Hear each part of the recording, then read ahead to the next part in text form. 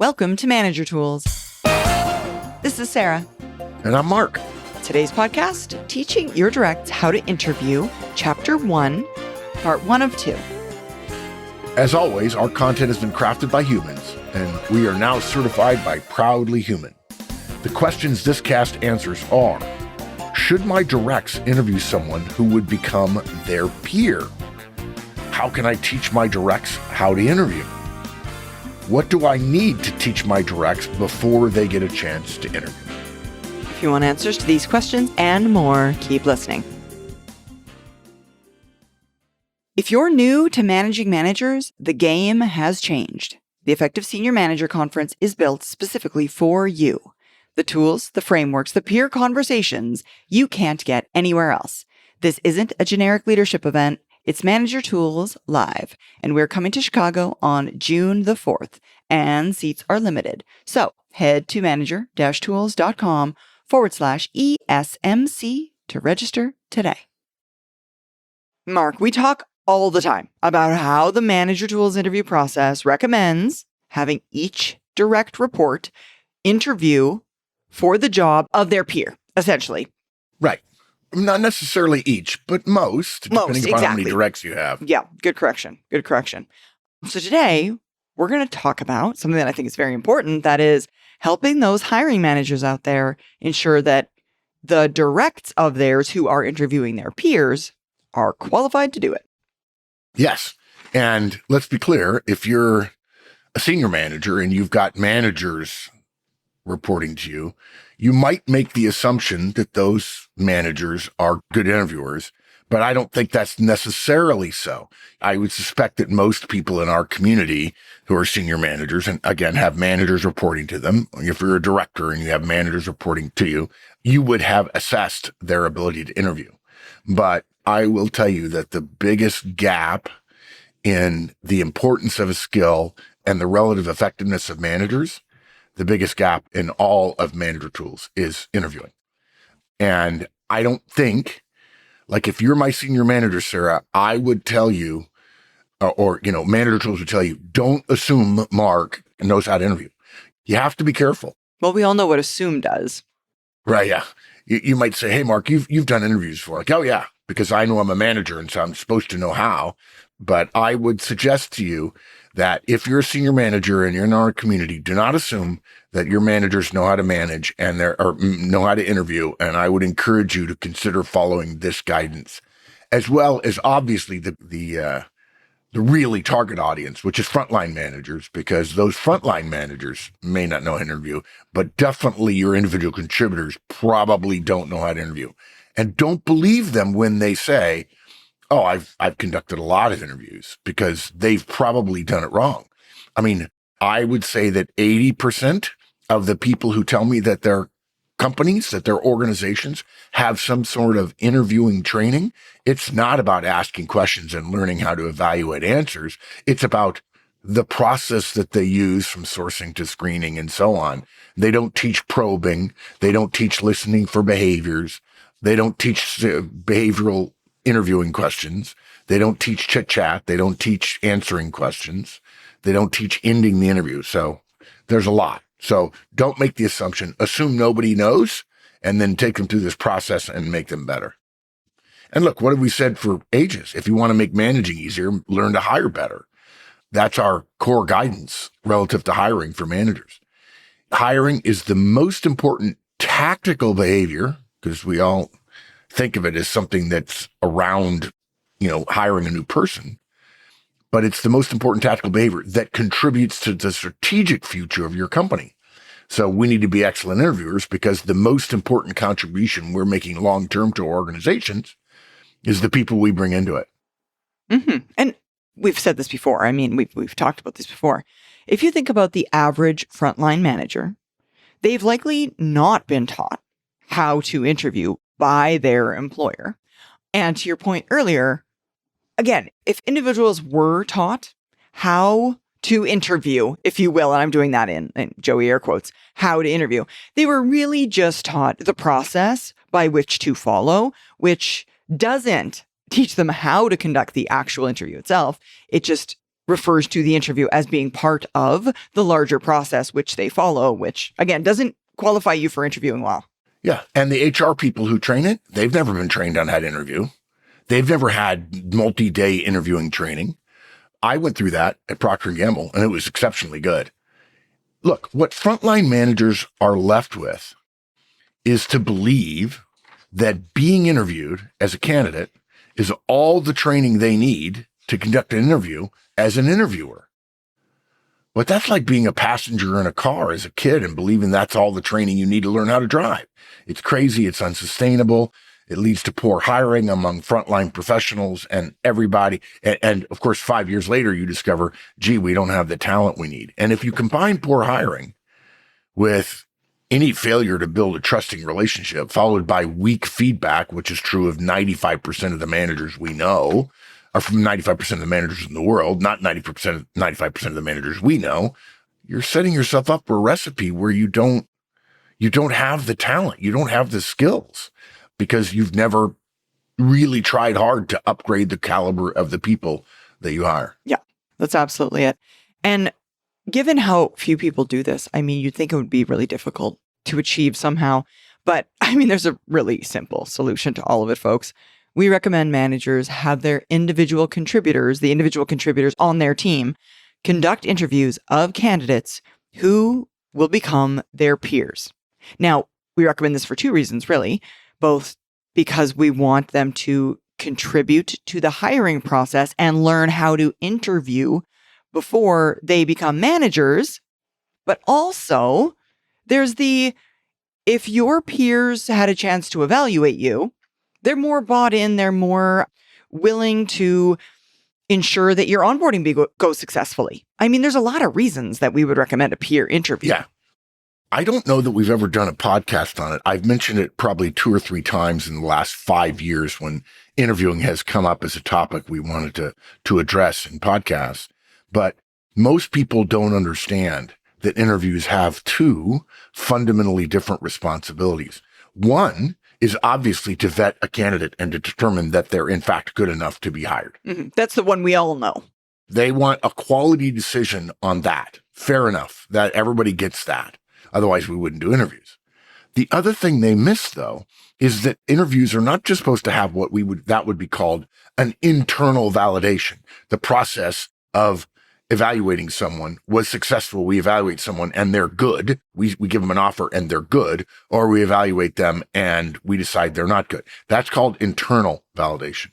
But there's another piece, which is external validation. And external validation means when someone goes through this process, other people believe the colleagues that they're going to have and your peers as well. If you're a manager, if they know of the process that you have, that it's full, it's robust, it's fair, and it's tough without being rude or disrespectful or mean spirited, those people know that they went through a fair and good process. And that allows that person to come to work on day one and already have built up some trust. This is one of the reasons why companies have nepotism rules, because they don't want somebody getting hired just because they know somebody or because they're a family member or so on. Because when you bring that person into your team, if they haven't gone over that high wall you're supposed to build with a tough but fair interviewing process, that person is not trusted.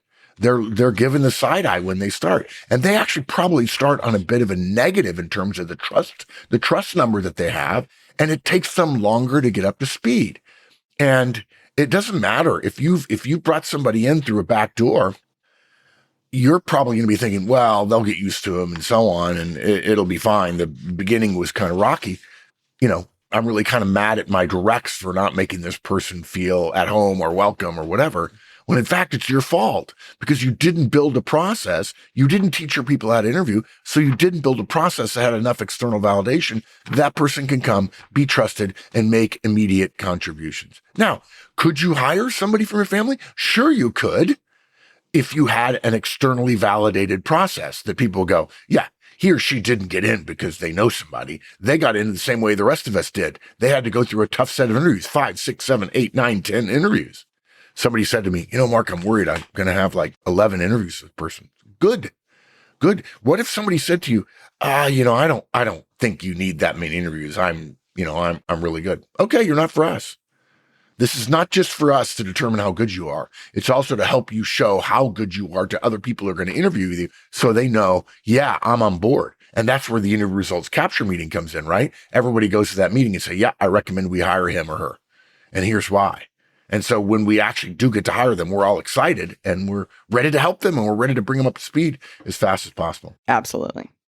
Sorry, this is a classic case where, folks, if you don't know it, when I write podcasts for Manager Tools and Executive Tools, or I help Sarah with Career Tools, and I wrote Career Tools years ago before Wendy came on board, our podcast, roughly, a 20 to 30 minute podcast is going to be about 1,200 words. And a two-parter then would be roughly 2,400 words. Well, this one is 1,800 words. And Sarah asked me, do you think it's going to be a one or two-parter? I said, I don't know, but we're going to be talking about interviewing. And I really like talking about interviewing and hiring because it's the most important strategic thing you do in a tactical way. And so here I am already. The last 5 minutes of what I just said we're 12 minutes in the show notes. Definitely two parts. I do need to make a note here that we absolutely have to have an external validation podcast. We've got to teach that so that everybody understands the purpose. All right. So let me just mention the outline. We've got 4 items. First, we're going to cover at a very high level. We're not going to teach everything because that would be 100 podcasts. The Manager Tools effective hiring process, which includes interviewing, obviously. Then we're going to tell you our first step is you've got to teach your people the process so they know everything the candidate is going through. Okay. Then first step in their learning of how to interview is you have your directs who you're training, the people you're training in this process, observe interviews. Okay. They sit in on an interview. And no, it's not a panel interview. We'll get to that in a minute. And then lastly, we recommend you have them conduct interviews after they've gone through watching. Then they conduct interviews. But the first couple of interviews, maybe 2 or 3 or 4 actually, they don't actually get any input into the hiring decision. But they go through the entire process just like every other interviewer does, so they know what they're getting into and they can hone their skills. They can calibrate with what everyone else is doing. They can learn from other people who are doing the interviews and so on. And that's just a start, by the way, folks. This is only chapter 1, which is just the basics. There's more to be taught in terms of teaching your directs how to interview. This is just chapter 1. Okay, so we're going to start with a little recap, I'm going to say, of the Manager Tools effective hiring process, because before we can teach you how to train your directs in these basic interviewing behaviors, we first need to outline the process itself. Some of you are going to be familiar with it. You may have read our book, The Effective Hiring Manager, which outlines it very clearly and in grave detail, as well as the Effective Hiring Manager Conference, which we host. It's very simple. It's very repeatable. It's a very teachable process for ensuring that you're bringing in candidates that are ones which would truly add value to your team. It has several linear steps, the Effective Hiring Manager, MT, Effective Hiring Manager, effective hiring process, okay? First, you have to create the interview.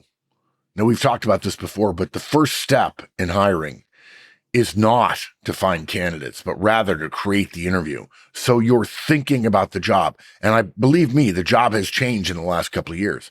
I don't know how you could interview somebody today and not ask them about what they've done with AI. I just don't believe you should do that. But if you're hiring for the same job you hired somebody into 2 years ago, that you didn't have any questions about AI, so you've got to update your interview. That gets you in the thinking of the criteria you're going to apply to this job. And it helps you assess where the job is, the validity of the job, how it fits in. Maybe the job needs to be changed. Maybe there's some responsibilities that need to go away. Maybe some new responsibilities need to be added. And that happens. That's how you keep your jobs fresh. And don't believe, folks, please don't believe. And I don't mean any disrespect at all to HR here, but because HR is where we keep job descriptions, people think that HR owns the job descriptions. And that's not true. You own the job descriptions for your people. You do. And you've got to keep them fresh. And so creating that interview and thinking about the job, what's different about it. The classic way to do that, and we'll have a cast on this, is the person who's best at this job in my team. What do they do that's different than the person who's average and the person that's worse? How can I have questions in the interview that address those behaviors? Okay. So you create the interview. Then you've got to source candidates. HR plays a role there in sourcing candidates, folks. They do. But don't forget about your bench. What we would love is to have in the entire manager tools community, every manager going, I don't need HR to source me. I'm okay. I have a bench. I've created a bench over the last couple of years, and I know who I think I want to hire. Now, be careful, because somebody on your bench who you mentioned before could be perceived as a nepotism hire, right? A friend hire. But again, that's why we build a process that has external validity. Okay. You've got to conduct screening interviews. We've talked about this before. HR will often want to do that for you. They'll screen resumes. And we've talked about screening resumes alongside HR.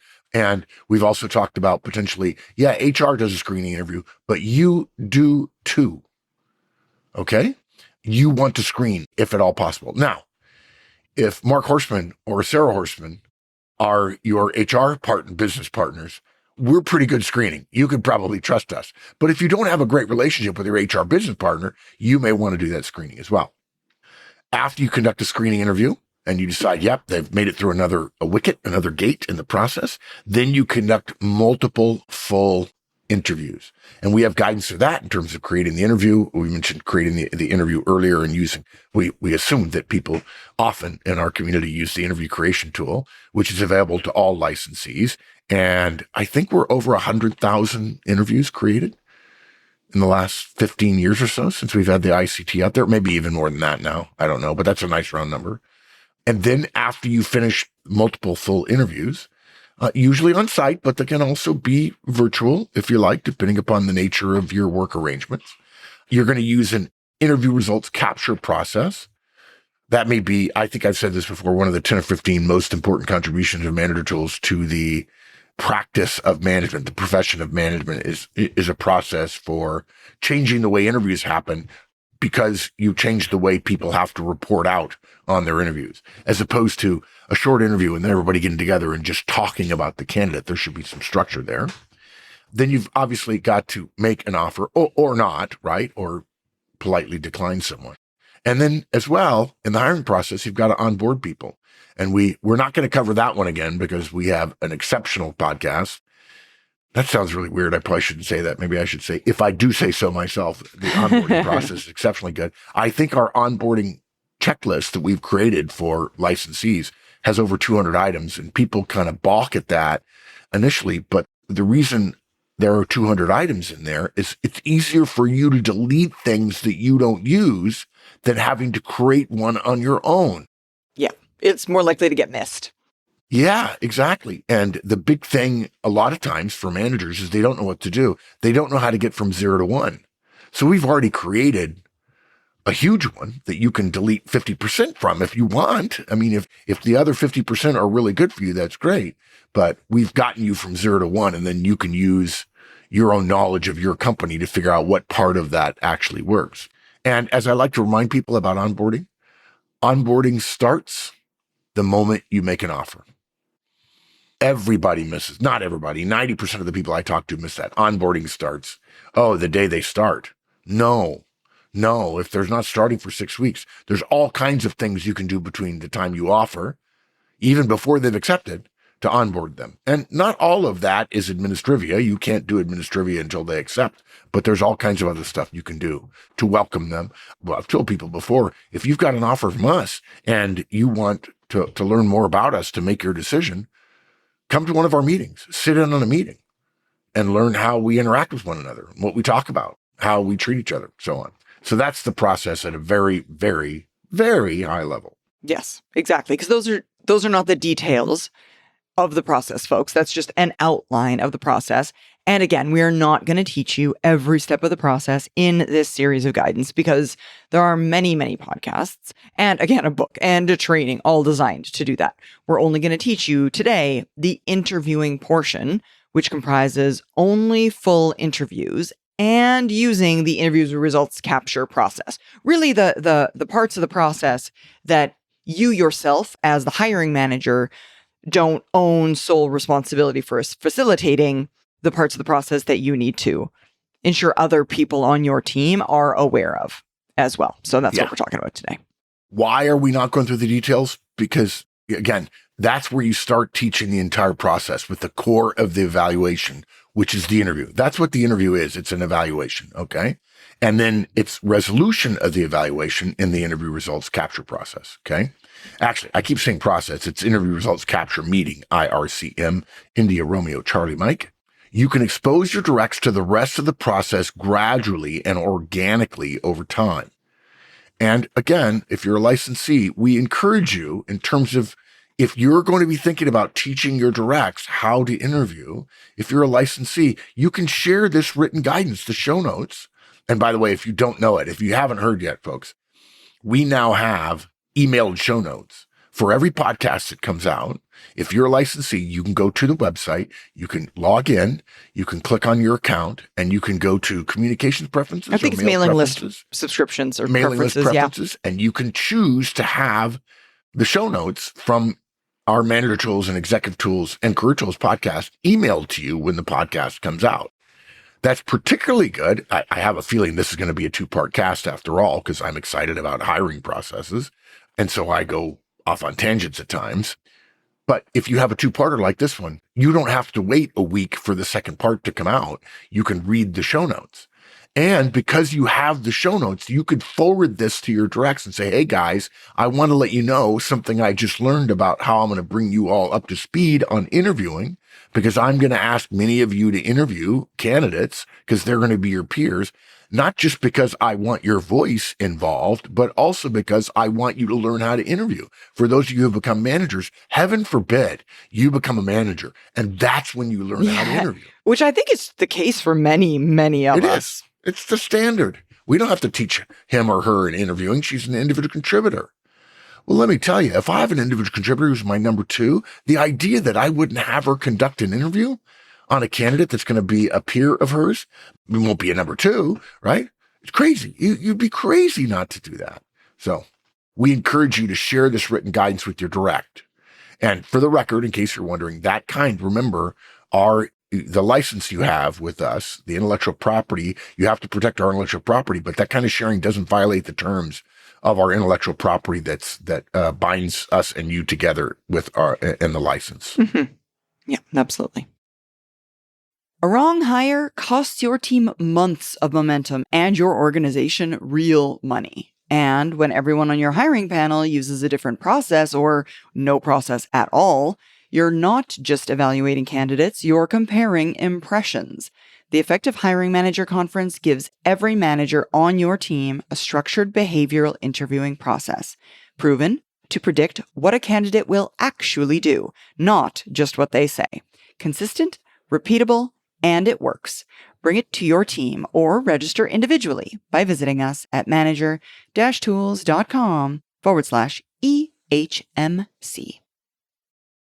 Okay, so now that we've covered what amounts to recap stuff, we're going to go into the new content, starting with teaching your directs the process. And folks, we highly recommend that you have your directs read the Effective Hiring Manager book. It lays out the entire process in our very usual Manager Tools, detailed, specific, behavioral way. Just buy them the book. I mean, it's available on Kindle. Assign the reading of the book, a chapter by chapter, and make sure that everyone reads as a group or as individuals 1 chapter a week, and they're going to learn the entire process and be prepared to be then a valuable part of the hiring process. Plus, it's going to save you, the hiring manager in this case, in terms of your training them. It's going to save you so much time and energy. I mean, just we'll train them for you. Yeah, exactly. So much easier. Just have them read the book, read it chapter by chapter, book club, essentially, and talk about it as a team. Yeah, how to eat an elephant one bite at a time. And you know what? Tell them, you don't have to go home and read this. You can read it at work. If you're eating lunch at your desk, put your feet up, eat your lunch, and read the book. Yeah. And I would argue there are a lot of people who like audiobooks. I do not. And some of you have been with us for a long time. Remember that when the first book came out, Effective Manager book came out, before Effective Manager second edition came out, I decided I was not going to narrate the audiobook. And the reason I said was, I thought it was a good reason. I was wrong. The good reason that I had was because you'd already heard all this stuff in podcasts we had put out. If you want to get the gist of Effective Hiring Manager, we had already covered all those topics, almost all of them anyway, in previous podcasts over the previous 15 years before the book came out. So I didn't record Effective Manager, book 1. And man, did our community not like it. And even though the publisher said, the person who's going to read it is going to be quite knowledgeable about business and so on. Well, they mispronounced a whole bunch of famous people's names, and they clearly didn't know how to emphasize certain words that were particularly important, so on. But in the Effective Hiring Manager book, I relented, and I'm the voice for the Effective Hiring Manager. Now, if you don't like my voice, then don't have other people listen to it by audiobook. We also recommend, and Sarah mentioned this earlier, sending your directs to an Effective Hiring Manager conference before they're a manager. Okay? They're conducted through various cities across the USA, and they're often overseas as well. They get to practice creating questions, listening to answers, and drawing conclusions. They also get to practice probing. They have to actually interrupt us as we're giving an answer, or as a recorded answer. All of which are key skills and never taught in the standard interviewing process training. That's the best way to teach the process, the book and the conference. No question. Yeah, absolutely. Thanks so much for joining us, folks. Join us again next week as we continue this topic. Now, help us, help others, and tell your friends. And of course, follow, rate, and review our podcast. And remember, 5 stars only, please. 5 stars only, please.